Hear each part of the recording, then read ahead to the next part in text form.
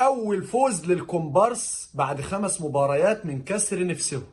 جميل. طب عزيزي المشاهد، عزيزي ادمن البيج اللي قدامنا دي، تقريبا انت مواليد 2018، عايز اقول لك ان انا بصفتي مشجع للكومبارس هعرفك تاريخك مع الكومبارس.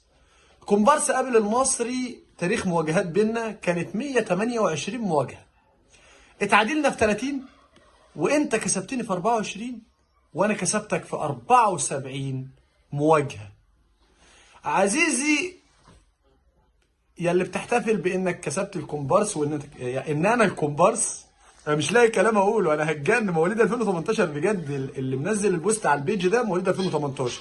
المهم ان انا عايز اقول لك كلمتين اتنين بس. الوز اللي بره ده، الوز ده بص بيشجع المصري، هما بيهاجموني كده. اوه مصراوي، أوه. انا بحترم كلمه اوه مصراوي ده عشان انا مصري، مش عشان فريق المصري. يا ده احنا خفينا عنك الضغط لما كنت متورط في مجزرة بورسعيد مع جماهير الاهلي والنادي الاهلي، وحاولنا نخف عنكم الضغوطات ونرجعوكم للحياه والكره بعد ما كان هيتم استئصالكم من العالم الرياضي للابد. فضل لله الاول والجماهير الزمالك اللي سندتكم.